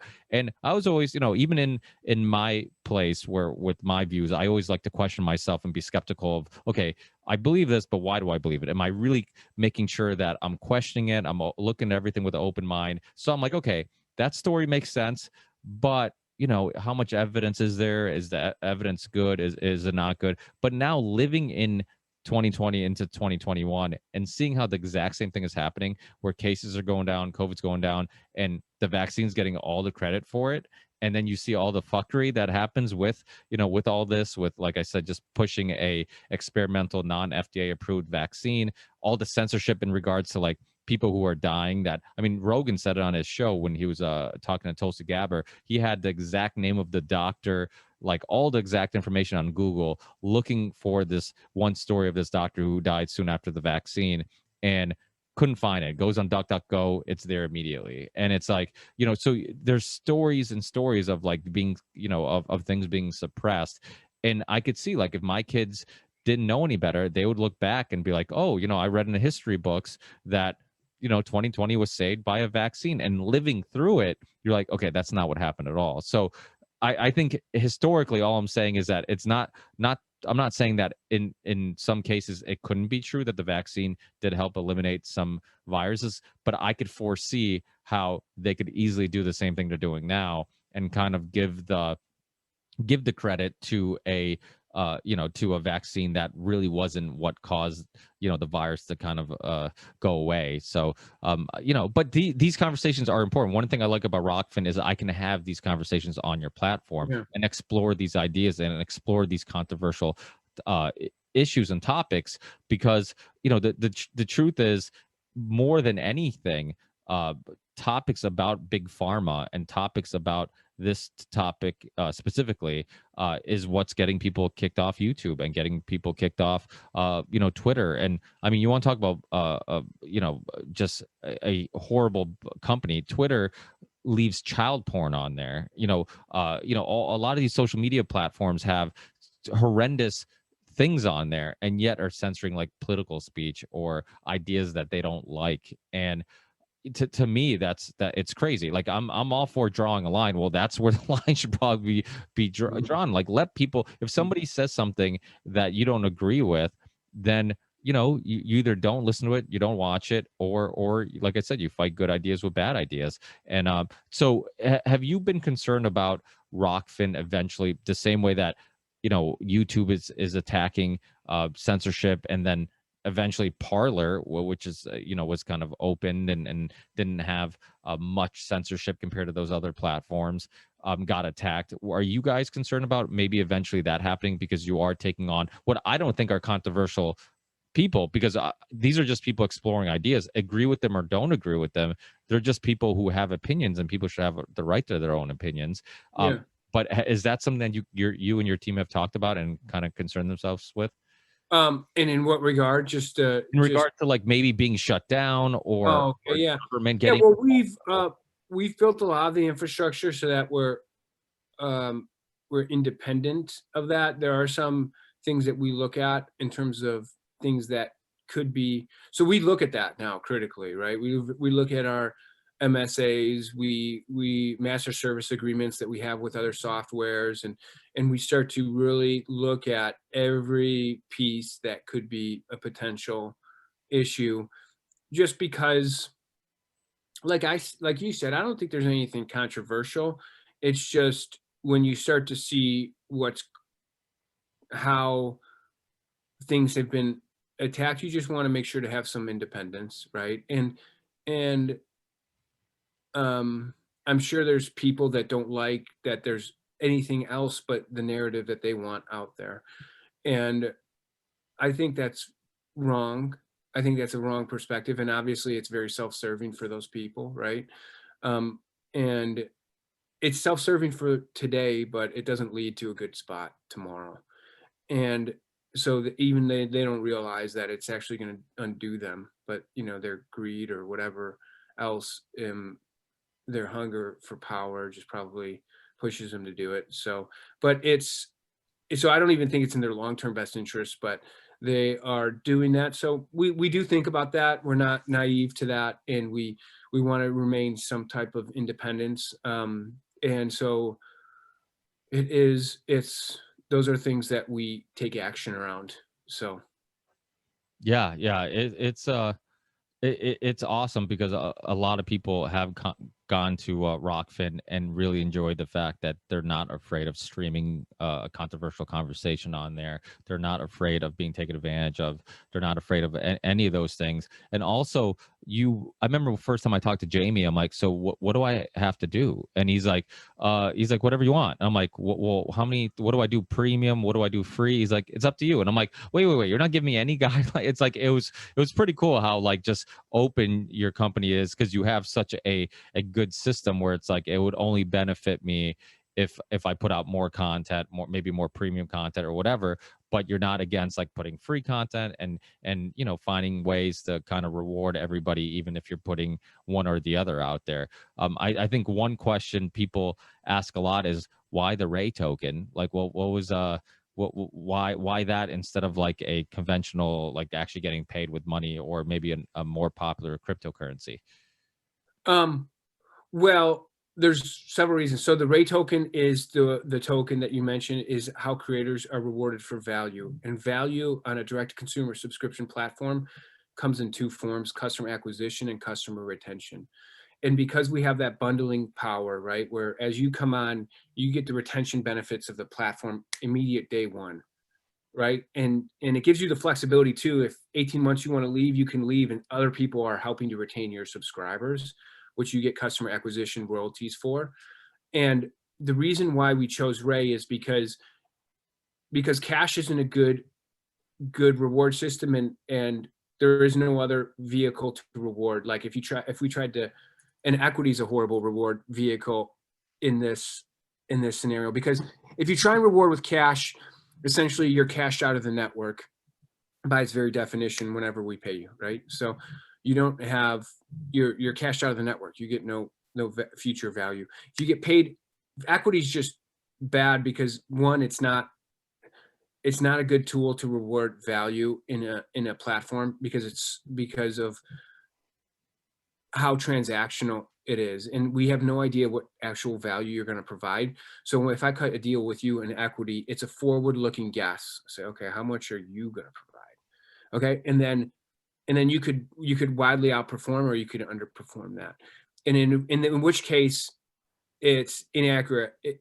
We've actually taken from if let's say we overperformed, gave you more, we've taken from somebody else to give to you, which is inefficient, which is not right? That other person actually has provided value. Or we undergave to you, and now now you haven't received the full benefit, right? And it's kind of our interest to get you as low as possible, right? And so now it's just weird dynamic where we're negotiating. And then it's also not transactional, right? So I have to do that with you. I have to do it with 20 other people. And it's like this long drawn, it's a horrible vehicle to reward value on a marketplace network. So we looked at it and we said, we have a problem here. Cash doesn't solve our problem, because then we don't give the option to the creator to get the full stake of the value that they're bringing to this network. And equity is just totally unreasonable, and it doesn't hit our requirements. And so that's why we came up with Ray token, which is a utility token for the network. It's an access token for ROKFIN. And so whenever a dollar comes in, ROKFIN is by our requirements and with our agreements and our terms of service is that we must burn $1 of Ray for every dollar that comes in. And so all of a sudden it puts us on the same page with the creators, right? Because if Ray is at 10 cents and a $10 subscription comes in, we got to burn 100 Ray. That's a lot of Ray. And if we're getting more and more subscriber, that's a lot. We got to go out and heavily, aggressively buy Ray to fulfill our obligations. But if Ray is trading at $5, now we got to burn 2 Ray. Okay. So we have to burn less of our reserves. So we have this kind of equilibrium, right? Where we all of a sudden have our access token is the same token that the creators are getting rewarded with. And so it is the most efficient vehicle to reward value back to the supply side. And so now as more creators come on, and because it's, remember, supply side constrained, meaning they're the ones that bring in demand, we can anticipate that there's going to be more demand side. So we have this appetite to continue to grow and to acquire and get more and more Ray because of our future needs on the network, right? And so all of a sudden, by doing this way, it elegantly solves the problem where it puts us at odds, the platform inherently at odds with the creators, where there always this tension where all of a sudden now it's like we're on the same page. And because it's done in the because it's an ERC20 token, it's on a blockchain, the accounting for it is all open and transparent, which goes in our favor because now it's easier to trust the platform. We can earn trust faster. You don't have to trust us. Just look at the math, go through the accounting because it's all out there, right? And so if we have trust faster, we breed adoption faster from the supply side. And that kind of creates that virtuous cycle, right? More people want to come on faster. Now, all of a sudden that brings on the demand, which brings in more value, right? So with each additional creator that comes onto the platform, your subscription for your customers improves. There's more of your customers that are willing to sign up for your subscription because it's a better value. So you can go deeper into their fan base, the retention's higher, and then you're able to charge more than you would on it, say, probably if you're just doing a single silo subscription where maybe you charge $2 to $5 to $7. Maybe some people will pay extra for, something else you do, but in general, you're able to charge more. And so really from the reason we needed Ray is because we needed that vehicle to accurately reward for the full value that every channel brought to the network. We couldn't use another token because it really wouldn't be the representative of the value of the network that is happening on the Ray ecosystem. It would just be like if we use someone mentioned, hey, why don't you use a stable coin? It's like, well, if we use a stable coin, why wouldn't we just use cash? Why the hell would we use a stable coin? It's stupid. Well, that makes sense. So what you're saying, just to make sure I understand this correctly, is that basically the benefit of Ray is that Ray is directly linked to ROKFIN. So as the ROKFIN kind of does well, so would the Ray token. Does that make sense? Is that kind of what you're saying? Well, there's a million factors that go into the price of Ray, and so that we don't control it, and that's, I think, important. There's a lot of other factors in terms of that go into it, and we've even set this up so other platforms can join the Ray ecosystem over time, so it even becomes more and more decentralized. But the Ray network and the suppliers that are joining, they're able to receive the stake in the network as that network grows. whether it's with ROKFIN or another platform that joins. But yeah, they're able to participate in the value that they're helping to create, because Ray is that access token. Ray is that utility token for the network. We need it to satisfy our agreements. And any platform that joins the Ray ecosystem that's not ROKFIN is going to have those same requirements, right? So as more people understand that this is a better way of doing things, we foresee more and more platforms joining the Ray ecosystem. So it kind of would make sense that the more content creators come to ROKFIN, the more subscribers and people come and join the ROKFIN membership, then the Ray token would increase in value slightly. It would have some effect, even though it's not the only thing that would affect it. Yeah, I guess you got to be really careful in what I say. Oh, Like, sorry. I mean, I can't predict where the Ray price is going to be. I don't want to predict that, but I know that Those you know, things have a effect on yeah. value. What I will say is this: is that if we kept our current prices and we increase subscribers 2x, our appetite for Ray as a company goes up pretty dramatically. We've gone up 7x, 8x since last year at this time. It's like our appetite for Ray goes up dramatically in terms of what we need to access and to fulfill our requirements. And so we just have from a company, I feel safe saying that. From a ROKFIN perspective, I feel like we need it, and we have to burn $10 of Ray for every subscription. And if that subscription price is $1, that's a hell of a lot more Ray to burn than if it's $20, right? And so if we burn a half a Ray for every subscription, or if we have to burn 10 Ray, there's a dramatic difference in the amount of Ray that we need. So I'll say is that our interest is with the creators. We'd like Ray to increase in value, because we would have to spend less Ray for each subscription that comes in. So there's just this nice alignment where you have this elegant alignment between the content creators and the platform. And yeah, I feel good about saying that. Yeah. And yeah, that makes sense. I mean, one thing I like about your platform too, and Hotep Jesus, when he was on my show, and we did a cryptocurrency Union of Unwanted, the other show I host with Sam Tripoli and Charlie Robinson and stuff.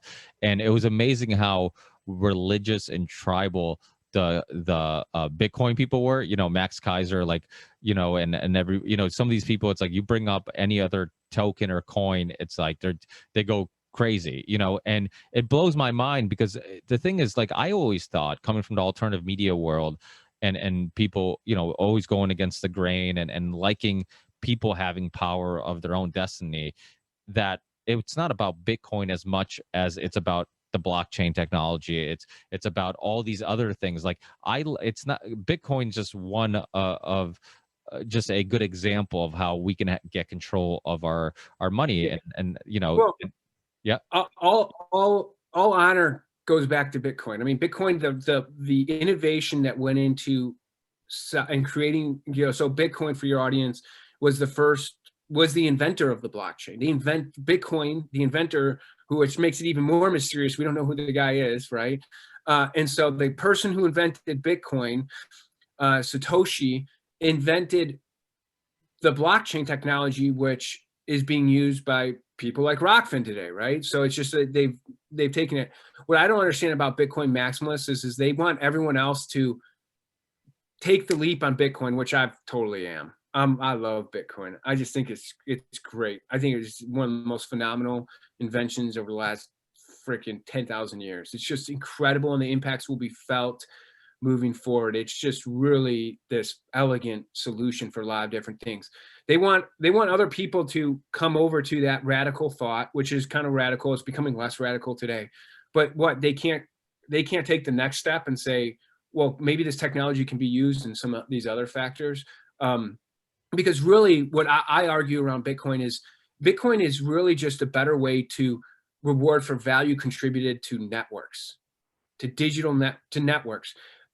Our money supply is a network. It's a network of people that are willing to accept the dollar, right? There's a network of people saying, and there's nothing intrinsically valuable with the dollar.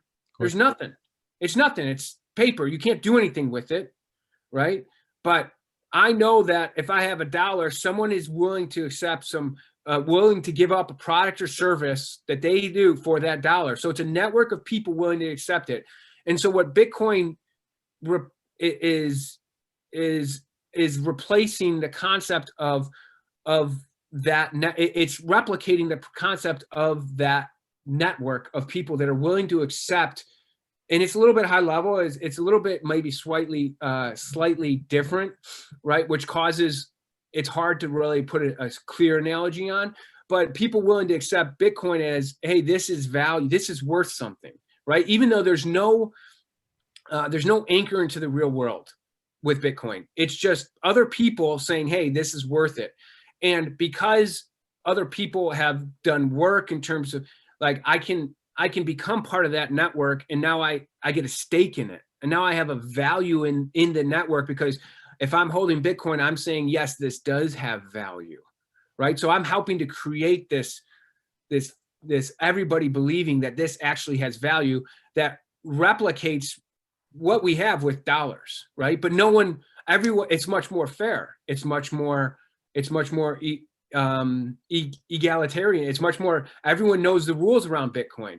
People with the dollars, people game it. Hey, I'm going to print more dollars. I'm going to end up giving it to my friends, and I'm going to get more power. And that's why there's such an adoption, because it is really better way to, it's a better reward system around, it's a better network of value that everyone can agree on across language, across country, across cultures. It says, if we agree on this, we know that people can't game it, and everyone's on fair footing. And that's why it's getting adoption. I'll say is that that's a use case that I don't know of any other use case that's really, it's literally in people's minds, right? That has value, right? And so the difference between that and a practical, that is a practical application, and I think it's phenomenal. But there is a clear distinction that once you get into like the real world, where you got to provide value, like you got to have anchors into the real world, right? And the anchors into the real world for us is that when people swipe their credit card, they give $10, and essentially what they're doing is they're burning $10 of Ray. And then based on the pro rata value that happens that day, that gets distributed to creators. And it becomes this, a little bit of this forward-looking vehicle where people are saying, okay, it has those elements of it, but it's different that it has anchors into the real world where people are swiping their credit cards. You got to have that burn mechanism. We call it the burn and mint mechanism. We've developed a lot of IP around that. It's like, you got to have that as anchors in the real world for a token to have any meaning. And so there's a lot of tokens out there that just try to create things out of thin air and say, hey, this has value because of X, Y, and Z, but there's no value transfer that actually happens. And so that's the best way I could explain Bitcoin, kind of Bitcoin, and then also how Ray ecosystem works and how there's actual value that gets infused into these Ray tokens. But Bitcoin is unique in that they don't need that infusion, because it's really just all in people's heads, and it's brilliant. Demand is what gives a lot of things value. So like you said, if a lot of people are all just on board and say, hey, I'm going to recognize this thing as it having value, then that alone will give it value. It's no different than a classic car that it's like, okay, when it was made, it wasn't like valued that much, but now looking but because for some specific little thing, maybe people for some reason were drawn to the color leather of that car that year. So now everybody wants that specific year, which when it was made, it wasn't valued any more than anything else. But now because of that demand for that car, the value goes up. If you ever watch those classic car auctions, sometimes you're like, well, why the fuck is that piece of crap going for millions of dollars and that car's going for, much less? And a lot of times it's just because people in the car world will say, hey, this car is more in demand because of the lights that they've made, the design change. And, yeah.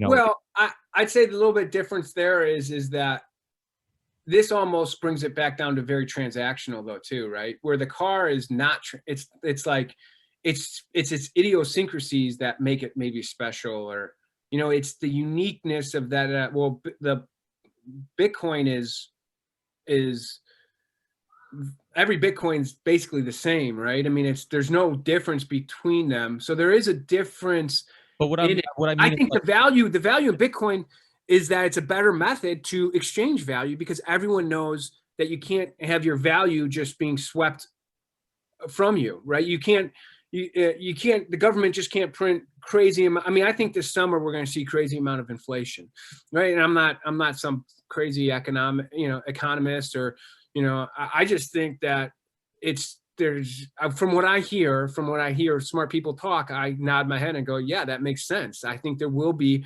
inflation that happens this summer. Well, if you're holding dollars, that value is being taken from you. Now, and so when I look at Bitcoin, it looks to me that there's a lot of benefits to a Bitcoin methodology to exchange value than versus the dollar. And that is, that's incredible network to take on. And if it can take on that network, content network, the way the blockchain can take on content networks, it'll challenge every network that is in existence today, because essentially that is a network. It's a network of people willing to accept dollars, and Bitcoin is taking on that network. And so I think it's a little different than the car example is that it's idiosyncratic, like there's just like little things that might make it special. Also, the demand might make it special.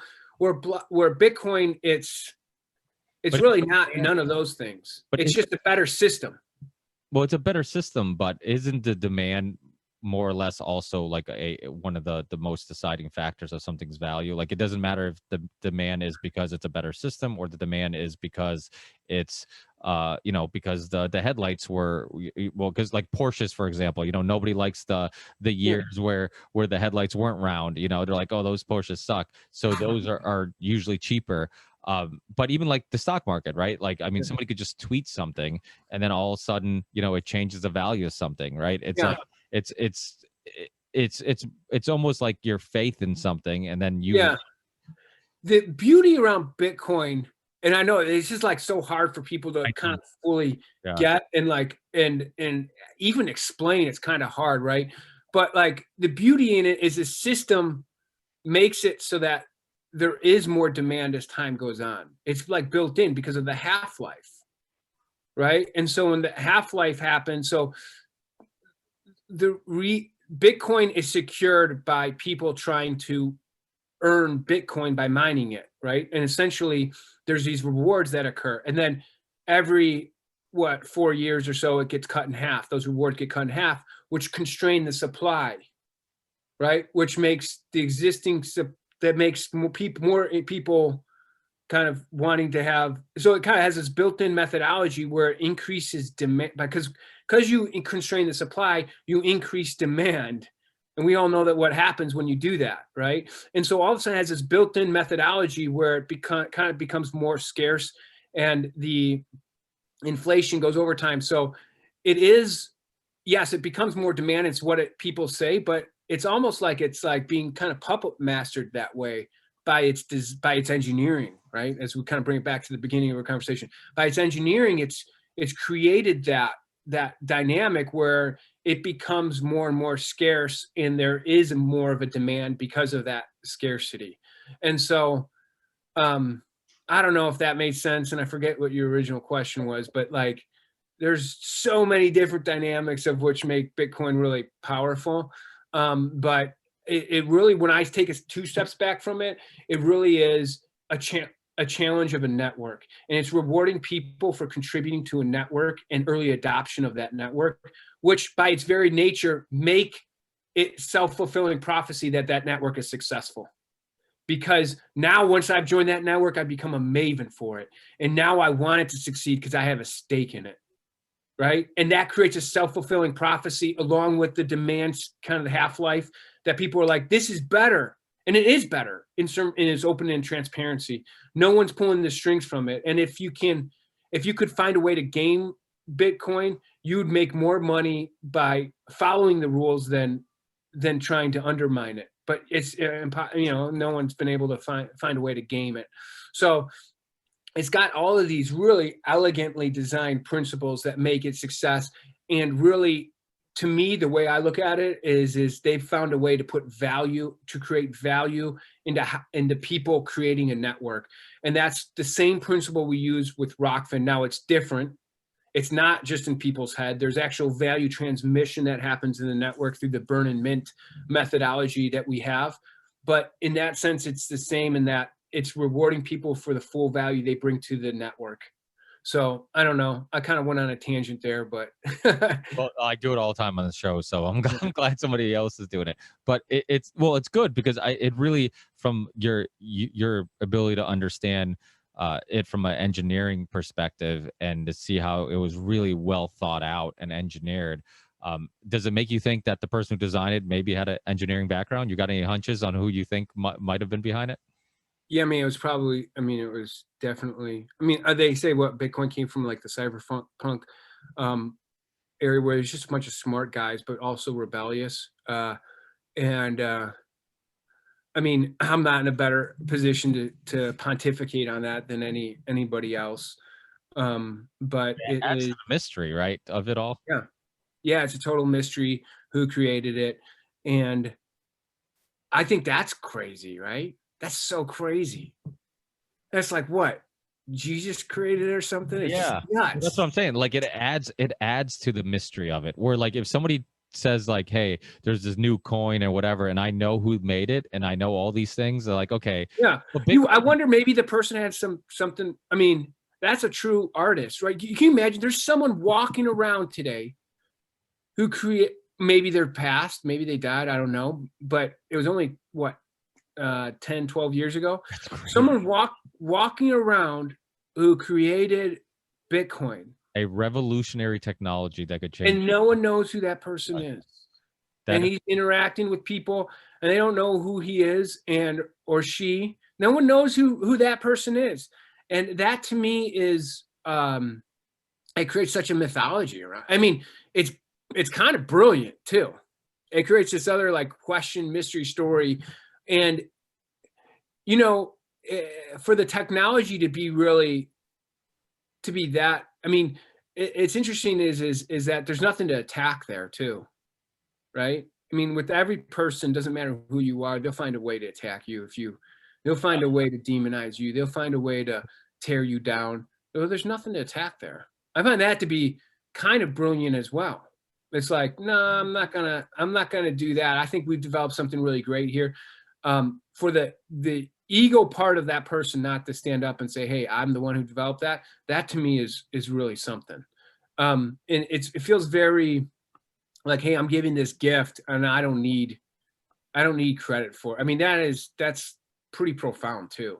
You think so? Maybe an ancestor of Nikolai Tesla, somebody who who was just trying to make the world a better place without worrying about financial gain or any of those other yeah it's wild. I think about that Tesla guy a lot too. Nikolai Tesla. He's one of the perfect examples of somebody who really was so obsessed with his work. And he wanted to create free energy. He had these towers that would take electricity in the air, bring them down, use the earth as a ground, and you could actually plug things into the earth and get electricity. And he was funded by JP Morgan, but so was Edison. And Edison started scaring JP Morgan. It's like, hey, you're never gonna get any of this fucking money back because he's gonna give people free shit. And so how about you pull this funding? And that's when they pulled his funding. And then eventually he ended up dying alone in a New York hotel with all this paperwork that when he was, after he passed away, the story goes that, the government went in there, took all his research and took everything. And nobody knows where it went, but people think that some of it contributed to future technologies, maybe even who knows? So. Yeah, he's an example. No, not only that, it was much more diabolical what they did to him, right? They attacked him from a patent front. They attacked him from all kinds of different fronts, trying to animal, right? They killed the animal. They ran electricity through it. What was it, elephant? I think, right? To prove how dangerous his currency was. That they actually, you don't know the story. Like they put Edison in front of this whole town, gathered all these people and made like now I'm getting confused. It was alternating current, right? It was Tesla was alternating. Dude, why you put me on a spot like this? No, wait, direct current. No, Tesla was direct current, and So he was, whatever one he was, they end up hooking him up to show the dangers of it, hooking up an animal to it, and then literally killed a elephant in front of a whole town. To prove that, like, oh, look what he's doing is so dangerous. So yeah, and he's an inventor. Everybody knows Edison. How many people actually know the story of Tesla? I mean, Tesla's become. You say Tesla now, nobody's going to think of Nikolai. They're going to think of, oh, the car. Is that what you're referring to? The car? Because people don't even know that it was a one of the Well, I most. think that's a good name by Elon, right? Because he's like, Tesla was like the hidden dude that was actually the genius behind it. He actually worked for Edison. Edison took credit for, the alternate story is that Edison took a lot of credit for his genius, and then when he went off and did his own, he was going places really fast, and Edison didn't like that, and so they attacked him and tried to tore him down and demonized him and attacked him from a bunch of different fronts where, like, he was just the artist. He was just the person obsessed with his work that he was obsessed with creation, and they were kind of gamifying it through, these other methods that everyone's got to fight sometime in their world, right? Like these different ways they attack you. And so, Satoshi, I guess, doesn't have that, right? He's not a person. He's a mythology. He's a bigger, what are you going to attack? I mean, the decentralized nature makes it so hard to attack anyway for a government, but also the brand of it is so pure because of that, right? And what if Satoshi is really just some asshole? It wouldn't be as cool of a brand. But it's hard to imagine that. You more think of him as like equivalent of like a Buddha or Jesus Christ than you would a freaking some jerk, right? And just because it's got such a profound impact, and because it's so open and transparent, and it has this revolutionary, people throw around the revolutionary, it's such a cliche. I mean, this truly is just fundamentally just this once in a thousand, once in a 10,000 type of invention. And people think that's hyperbole. I don't think so. Just wait another 10 years. And this is a profound invention, and the way I look at it is if we can get creators to work together better, right? So they're not because if someone's creating content that is like you, technically they're competition, but in our system it's actually collaborative, because if you and that other person are both on the platform, you guys will both do better together, right? And so to me, it's a game theory of how do humans work together better. And if we can solve for that, then yeah, we can go to Mars. Yeah, we can go out of this. Can you imagine being on a spaceship as you leave this solar system for the first time, and just you're in a spaceship and you're like, okay, here we go, right? We're going truly to an unknown, where it's like, this is into the unknown. Well, that's also what happened to astronauts, and I forget what they call it, but when they look back at the Earth and they see how small it is, and they start like thinking about how everything that happened throughout history since the beginning of time happened on this little dot that they're looking at, they're like, they come back and they almost like everything almost seems insignificant. Like you just realize like how much of a bubble you live in, how big the universe really is. And I always think about that too. Like, I'm just looking at everything from there. It's like we constantly deal with our own little personal issues, and we forget like there's like a way bigger world of unknown things. And that's simulation theory, all these, I'm open to exploring all these ideas, because I don't think anything is impossible. We're limited to our senses. I mean, if you try to explain to somebody what scent is if they didn't have a nose, it'd be impossible. So it's like there's probably things out there that we're limited to seeing or feeling or experiencing because of our senses. Yeah. It is small. I wanna be on that spaceship leaving solar system. That's what I want. Really? I really it'll be scary, but to me that's like living. That's like, okay, here we go. We're really going into an unknown and into another area. So that is it is. I do think the problems, I think blockchain from a game theory perspective has these profound implications that people don't get yet. It's a way where it's a mechanism where people can better work together and be beneficiaries of their collaboration without, and it's what, if we can you imagine if, let's say, competing teams could share information, but also have accountability for the progress that they've done, right? Where if you put two competitors and now they're kind of feeding off of each other and they're collaborating and they know that their contributions, they're getting the full value of their contributions, but they also win when their opponent wins. Now it's this much more collaborative component where, and with trust, it's when you can trust something, you can move 10x faster. If I don't trust something, I'm going to be really slow to move, right? And so I think we're just entering this theory where we're going to unlock all these benefits around blockchain, where you can compete but yet be collaborative and be happy for your opponent's success and then build off of it. And now it to me, it's like it's a whole different world. And the game theory components people don't know about. They don't think about these different things. But we're just trying to prove a use case with ROKFIN that when your competition comes on, you actually benefit. And that person benefits from coming on. And now you guys still accountable for the value you bring to the network. But if your competition does something great, you get some of the beneficiary impacts of the network from that. And so that to me is profound. We haven't as humans ever experienced things directly like that. Maybe from some, kind of 2 steps, 3 steps away, you could say there's been systems that have had that impact. But to me, this is much more direct. And I think that humans collaboration, where we haven't even scratched the surface of where we're going. And that's why I think that I can be on that spaceship that's leaving, because there's a whole order of magnitude. Not that I don't love the Earth, I want to come back. but I love that. To me, is interesting as all hell.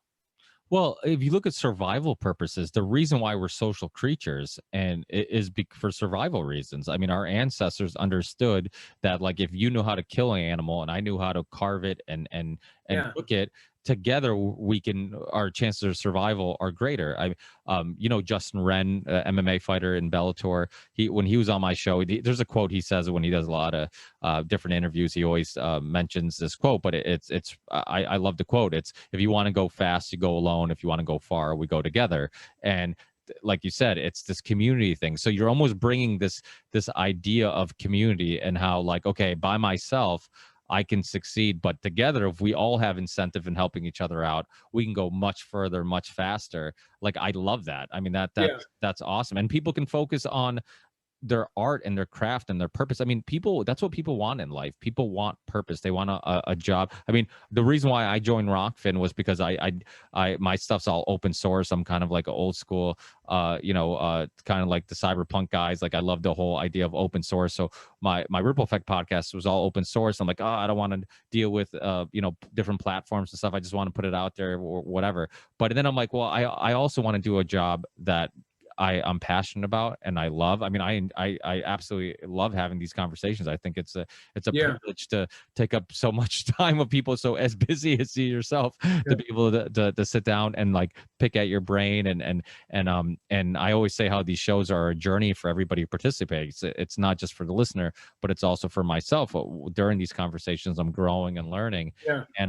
And to be able to kind of give that is awesome. And then to have a platform like ROKFIN where you guys did all the thinking about, like, okay, we'll worry about, like, how to monetize and the best way of monetizing, and you can keep doing your craft. Like, I love that. Yeah. I like paid, or I like the subscription model over the advertising model. I think the advertising will always get in the way of people and content. I'm just a purist like that. You'll always find, like, and then to me it's like this thing. So I like the paid. I think there's a place for free content to expand a creator's awareness, definitely, but ultimately the subscription model for creators, I I know some people have hangups around charging for things. And for me, it's like, I love the fact that people can charge for things and that people will pay money for it. That tension to me is a good thing. And that if creators can get comfortable around that, then they can invest more in their craft. And so, but I also hate advertising. Oh, I do too. Hate advertising. That's I why hate, never, it's like even evil. the Union of Unwanted, we've had conversations about it, about like, oh, should we do? I'm like, dude, I don't do any commercials on my show. I'm like, the only thing I market in the beginning of the show is like, hey, get some merch, go to ROKFIN. I have a channel there. I got a premium show there too, and that's it. And because like you said, I hate commercials. So if you can, and that's the nice thing about, like you said, going on ROKFIN, there aren't commercials like there is on Spotify and some of these Yeah, other. I'm so opposed to it. I hate advertising. Yeah, yeah. I think it's bad from a customer perspective. I also think it's bad from a creative perspective, and it just to me gets in the way of the content on so many on more than the obvious level of, yeah, it sits in between content and the listener, but like I think it has this undercurrent of negativity effect to the creative process that I just I'm a more of a purist around that. Like I really want that creative process to be more pure.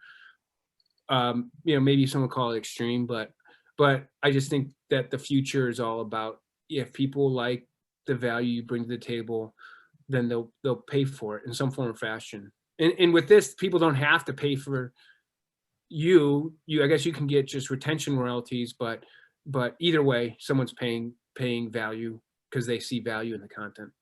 Yeah, yeah. Some podcasters do the value for value thing where they tell their listeners that, I do it too. I'd say, hey, if you got find value in this show, try to give some value back. And that doesn't necessarily mean financial. Sometimes that I'm like, rate a show, review a show, tell people about the show, share the show, give some type of value back. And it only helps all of us, because if you can't financially give value, then maybe you can expose the show to somebody who can help keep it going. And unfortunately, money is a dirty thing, especially in the art world, because when you're being creative, you feel like money always ruins things, like we talked about music, or we talked about Nikolai Tesla. But it also is what in some cases keeps people going and financially being able to do it and make their product better. So there is like two sides of that. But I know I've taken a bunch of your time, and you probably have a bunch of emails and text messages you got to get to. But real quick, before I let you go, a couple things that you can answer them real quickly. It's things that questions I get all the time. What's the best way of like to watch ROKFIN videos on like a TV, or because a lot of people watch YouTube on TVs and stuff like that. And, Yeah. And then, so we're developing that in the back half of 2021. We got a lot of releases that are really coming down the pipe. I say that a lot, but these are really close now. But from a TV perspective, you can cast it to TV. But yeah, we are looking to develop a Roku Apple app that will make that very seamless. So that's coming down the pipe.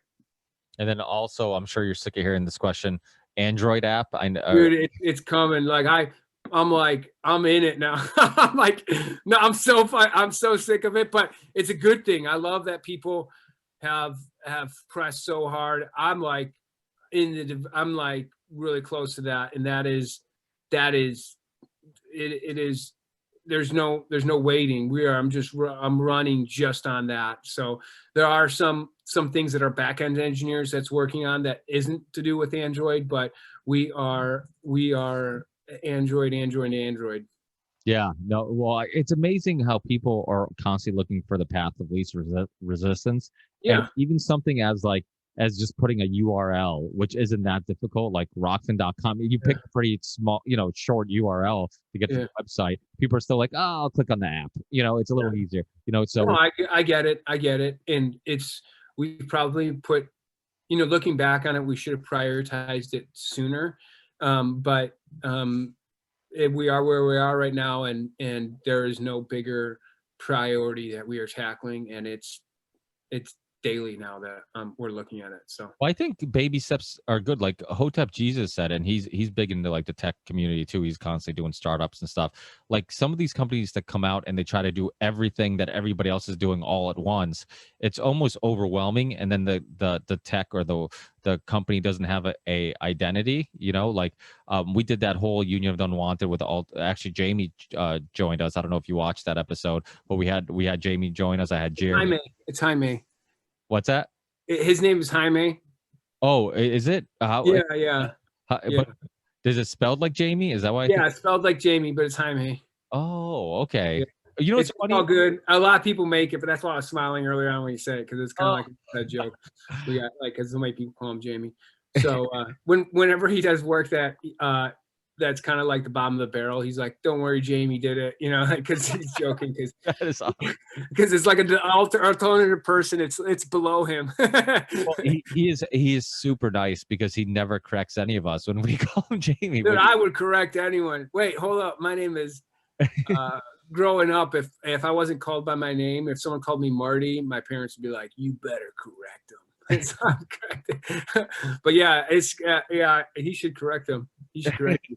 But when he was on, we had Jeremy from Odyssey and all these people, and you know the people from Float, Aaron and Kingsley and stuff like that. And I think some of the like Float, for example, they do a little bit of everything. Where I feel like they almost lack in it. Like people are like, "Oh, what's Float?" And it's like, "Well, how do you describe them?" Where like you guys had this identity, and you started adding tips not too long ago. You started, so I almost think those gradual steps are almost better than overwhelming somebody right in the beginning. I now you do live stream and all that stuff, and you can perfect the things you are doing, instead of and then move on to the next goal, instead of like trying to do everything at once and everything being clunky and not working correctly. So so I guess that's basically it, because you kind of talked about possibly some future plans for ROKFIN. But is there anything else that you want to share about like possible future plans for ROKFIN? No, we're just working on some really big creator deals. I'm excited about, and we're going to continue to aggressively go after those. So those are coming in more fast and furious. So that's exciting. And that with each additional creator that comes on the platform, everyone's bundle gets stronger, the content gets stronger, the offering's more compelling. There's more of a reasons to sign up, which just is helpful for everyone. And then just, yeah, I mean, we are tight with the production and making sure that we're focusing on the right stuff. And there is some truth that it's healthy when you kind of hear it, the feedback, you kind of put it out there, and then you get the feedback, and you don't respond to everything. But then when it becomes a recurring theme, then you start to move. But yeah, I mean, from a product perspective, the platform is just going to get better and better. And live has become great. It's been a big thing for us, and so we're going to continue to work on that. And but yeah, it's everything's a work in progress, always getting better. And another the last question, I promise will be the last question. The content creators will sometimes ask me like, how do I get on ROKFIN? And I'm sure you get asked this a lot too. Like what's that process, and what are you guys looking for or not looking for, if there is a thing? Yeah, so we've just wanted to make sure that it's right fit when content creators come on, because we don't want is a content creator that the platform doesn't benefit, and then it's like a negative experience. So we've been trying to really make sure that when we bring somebody on, we think that it's going to actually be impactful and they're going to have success with it, so that we can take that, step-by-step approach and then go after someone else who's successful. And so not biting off more than we can chew, but being really thoughtful about making sure that it's not a waste of the creator's time. And so we look at content, we look at marketing reach. And if you have one or the other, we'll take a look at you, right? So let's say you have great marketing, but you don't have any content yet, and you're planning on something, we'll take a look. Or let's say you have really great content, but your marketing you don't have any marketing channels, we'll also take a look at you. It becomes harder in both of those scenarios to be successful because there's more hurdles, but we still look at that. But when you have great content and you have marketing channels behind you in some form of social, emails, just some type of brand equity in the space, then it's more of a no-brainer that, okay, this will work for you. We also look at content type, and try and kind of continually expand, but not go too like out there. We'll take a look if you're really out into, let's say you're doing something completely different than anyone else on the platform, like knitting or something. We'll take a look at it and talk internally, like, hey, this person meets the qualifications, but they're not really attached to anything. Should we do that? What is the next content that we can help them bundle with that's going to be an impact for them, right? Because that's really the power of what we're doing. And so, that's the process that we look at, the lens we look at. I mean, I imagine sometime in the future we'll just open it up, but when we open it up, there are some discussions on whether we should do that, just because then that gets us into, probably more like, no, that content we don't like, and right now we don't have that problem. We just, for the most part, if you fit those two things and you're not outlandish, then it's good. So yeah, it's an internal dialogue that we have. I enjoyed the fact that that you don't just let anybody on, because when I go on ROKFIN.com and I'm logged in and on a web browser or whatever, and here's a tip for people: you can go, if you go on Chrome and you go to ROKFIN.com, you have an Android, you can just click the three little dots and then click to like add this icon to home or something like that, and then it creates like a little app, so it brings you right there. So it's kind of a shortcut, a little easier. But when you go there, I only see high quality stuff, like good content creators, and I like that. Where sometimes if there's too many things, one, it can be overwhelming, and two, it's like, okay, I got to filter out through. It's almost like quality versus quantity, right? I mean, if I go on Netflix, what good is it if Netflix has billions of movies that I don't want to watch compared to maybe a handful? Yeah, so I and that's Jaime's point all the time too. He's very keen on trying to keep it exclusive. So I think you're right there, right? Like, we gotta be careful if we open it up. Like, what does that mean in terms of discovery? What does that mean in terms of the customer experience?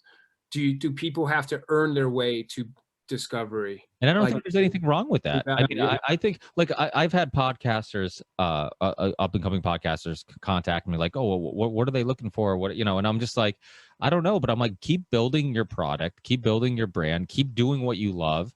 And then, I mean, I've been doing this show since 2013. A lot of the guys and people who are on your show have been around building what they do, and they have some type of audience because they weren't worried about getting on ROKFIN. They were just worried about building their product and putting out good content, and then it became something that was desirable to a company like ROKFIN. So build something that's desirable, that people like, and then the rest will fall into place. So hopefully that's a tip for some of those content creators that would like to go on there. But remember that it's good that something like ROKFIN exists, because even if you get on, if you're a new content creator, you don't want every crappy show to be on there and then just be your great show next to a bunch of crappy shows that turn people off from going on there compared to YouTube or something else. So I like that idea. I know it kind of leaves some people out, but if you keep building it, it eventually will be a show that ROKFIN can't ignore, right? And you're gonna be like, oh, well, we'll have to entertain this content creator. So, but thank you so much, Martin, for your time. I really, really appreciate it. When we first started talking, you would be having an Italian espresso, and now it's time for wine. It's getting kind of late in the day. But thank you so much for your time. I really, really appreciate it. And I hope people really enjoyed kind of hearing your backstory and some of that other stuff. I was hoping, that's the cool thing about the show. It's very casual. So I like taking it and kind of getting some of the backstory and the origin story of people and get to know them as people and who they are. So it was fun to kind of get that, because all the other interviews I heard is more specifically about ROKFIN and trade tokens and stuff, but it was cool to hear your backstory too. So, but thanks again, and I'll be more than happy to keep spreading the word about ROKFIN and telling people to go check it out. And I think I've only become a bigger supporter of the company after talking to you for a couple hours. It was great talking. It was fun. Thanks, Ricky. Hey, thanks, Martin. Hey, enjoy the rest of your day, and I'm sure we'll keep in touch. Okay. Take care.